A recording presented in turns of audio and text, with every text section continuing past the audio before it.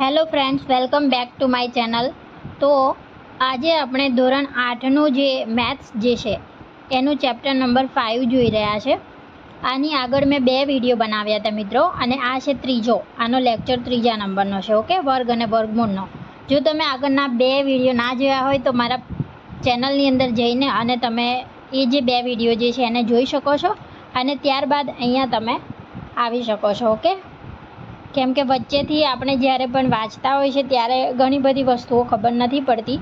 સો પહેલેથી એને જોવું જરૂરી છે. ઓકે, એની અંદર મેં શું તમને કહ્યું હતું કે 1 થી 20ના વર્ગો, ત્યારબાદ એ વર્ગો પછી આપણે જોયું હતું કે વર્ગો જે હોય છે, કોઈપણ સંખ્યાનો વર્ગ જે હોય છે એનો એકમનો અંક 0, 1, 5, 6 અને 9 હોઈ શકે છે. 2, 3. ઓકે, અહીંયા એક લખી દઈએ છે. વર્ગનો એકમનો અંક કેટલો હોય છે? 0, 1, 4, 5, 6 અને 9 હોય છે. ઓકે, 2, 3, 7 કે 8 હોતો નથી. જો કોઈ સંખ્યાની અંદર આપણને લાસ્ટમાં આ નંબર જોવા મળે છે તો એનો મતલબ કે પૂર્ણ વર્ગ સંખ્યા નથી, એવું પણ કહી શકાય. ઓકે, આજે આપણે થોડાક આગળ વધીએ છીએ અને એક શૂન્યવાળી જે સંખ્યાઓ છે એને જોઈએ. ઓકે, નીચેની સંખ્યાઓને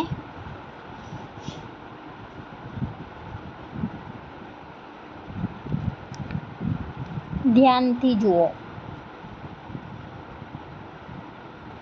ઓકે, એક આપેલું છે 10નો વર્ગ, એક છે 20નો વર્ગ અને એક છે 80નો વર્ગ. ઓકે, આના જે વર્ગ મળશે, 10નો વર્ગ કેટલો મળશે? 100. આનો મળશે 400 અને આનો મળશે 1600. ઓકે, આમાં શું જોઈ શકાય છે એ પહેલાં જોવાનો પ્રયત્ન કરો. અહીંયા જોવાય છે 10 જે છે એના એકની પાછળ એક મીંડું છે. ઓકે, અહીંયા 2 થઈ જાય છે.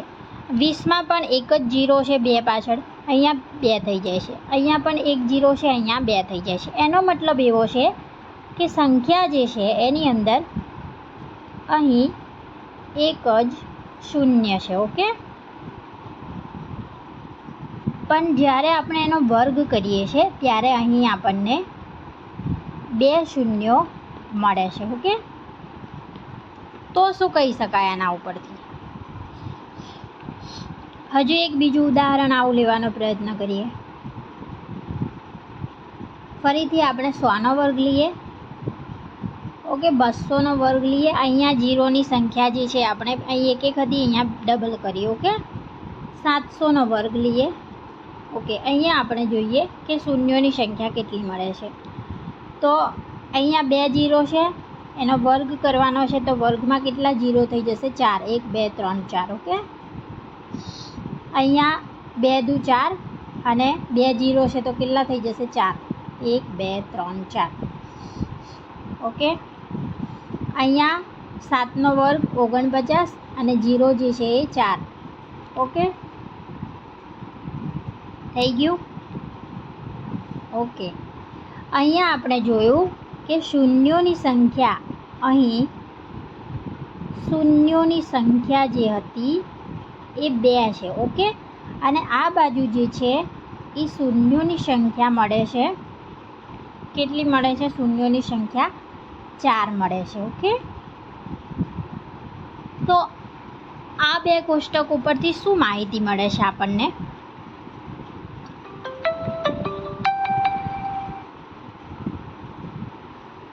આ 2 કોષ્ટક ઉપરથી માહિતી મળે છે. આના ઉપરથી કહી શકાય કે કોઈ વર્ગ સંખ્યાના અંતિમ શૂન્યો જે હોય છે એની સંખ્યા હંમેશા કેટલી હશે? બેકી જ હોય છે. કેટલી હોય છે? બેકી જ હોય છે. ઓકે, તથા શૂન્યોની જે સંખ્યા જે છે તે ડબલ થઈ જાય છે. ઓકે, બેકી એટલા માટે કેમ કે અહીંયા ભલે એકી સંખ્યામાં 1 હશે પણ અહીંયા તો એના ડબલ એટલે 2 જ થશે. અહીંયા 3 હશે તો અહીંયા 6 થશે. તો અહીંયા જે સંખ્યા મળશે હંમેશા કેવી મળશે? શૂન્યોની બેકી સંખ્યામાં મળશે. ઓકે, હવે આના પછી બીજી એક વાત જોઈએ આપણે. નીચેની એકી એટલે કે જે ઓડ નંબર જે હોય છે તે અને બેકી. ઓકે, એકી અને બેકી સંખ્યા શું એ તો ખબર જ હશે આપણને. બેકી એટલે કે જે ઇવન વિશે શું કહી શકાય તે જોઈએ. નીચેની જે એકી બેકી સંખ્યા છે એના વિશે આપણે શું કહી શકીએ. ઓકે,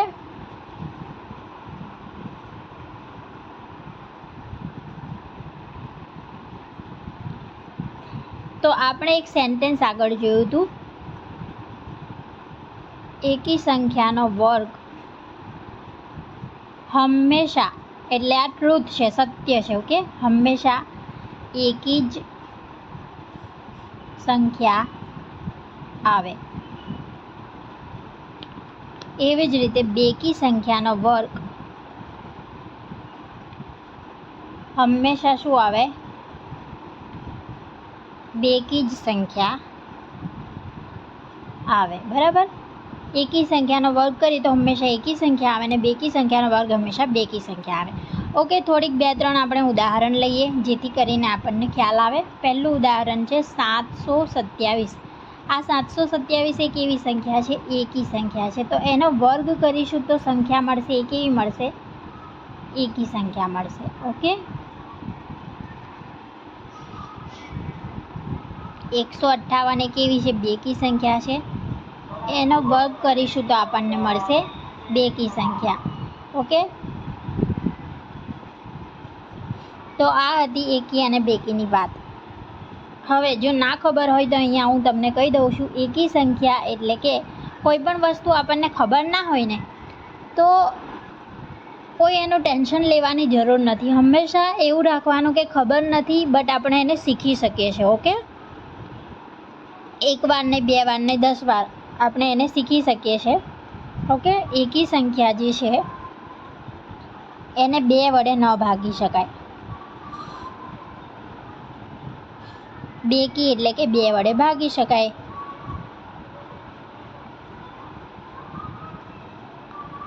હવે એક જોઈએ, જેમ કે 0 એ એકી કે બેકી નથી. એકી કે બેકી સંખ્યા નથી.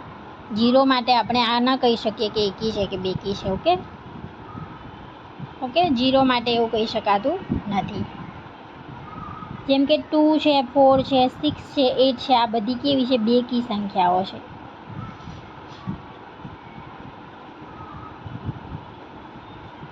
વન 3 5 7 આ બધી છે એકી સંખ્યાઓ. ઓકે,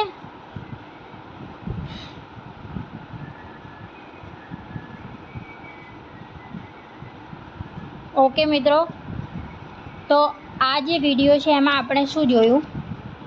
પહેલાં તો આપણે જોયું કે કોઈ પણ સંખ્યા જે હોય એની અંદર જેટલા 0 હશે અને એ સંખ્યાનો વર્ગ કરીશું ત્યારે એ 0ની સંખ્યા જે છે ડબલ થઈ જશે. ઓકે, આ બે ઉપરથી આપણે જોઈ શકીએ છીએ કે શૂન્યોની સંખ્યા શું થાય છે? વર્ગમાં ડબલ થઈ જાય છે. ઓકે, ત્યારબાદ શું જોયું આપણે? ત્યારબાદ આપણે જોયું એકી અને બેકી સંખ્યા વિશે. એકી સંખ્યાનો વર્ગ હંમેશા એકી સંખ્યા મળે છે અને બેકીનો વર્ગ હંમેશા બેકી સંખ્યા. એકી સંખ્યા એટલે 2 વડે ભાગી ન શકાય અને બેકી એટલે 2 વડે ભાગી શકાય. ઓકે, અહીંયા એકી અને બેકી સંખ્યાઓના ઉદાહરણ પણ લીધેલા છે. ઓકે, તો આટલી જે ચર્ચા જે છે આ વિડીયોની અંદર આપણે કરી છે મિત્રો. ઓકે, સ્ક્રીનશોટ લઈને અને તમે આને ડીપમાં વાંચી શકો છો મિત્રો. ઓકે, સમજી શકો છો. ઓકે, આપણે સ્વાધ્યાય જે છે એના ઉપર હમણાં ઉતાવળ નહીં કરીએ. પહેલાં શું હોય છે કે આખું જે ચેપ્ટર જે હોય છે એને પૂરેપૂરું સમજવું. જો આપણે પૂરેપૂરું એને સમજી લઈશું આ બધી જ બાબતો વર્ગ અને વર્ગમૂળ વિશે શીખી લઈશું તો પછી આપણે જે એનો સ્વાધ્યાય જે હોય છે એને બિલકુલ ઇઝીલી સોલ્વ કરી શકીશું. ઓકે, સો તમને જો આ વિડીયો ગમ્યો હોય મિત્રો, આ મારો ચેપ્ટર નંબર 5નો ત્રીજો વિડીયો છે. ઓકે, જો આ વિડીયો ગમ્યો હોય અને કંઈક ખરેખર નવું શીખવા મળી રહ્યું હોય તો તમે મારી આ ચેનલને સબસ્ક્રાઈબ કરો, વિડીયોને લાઈક કરો અને શેર કરો મિત્રો. ઓકે, સો મળીએ છીએ નવા વિડીયો સાથે. Thank you so much.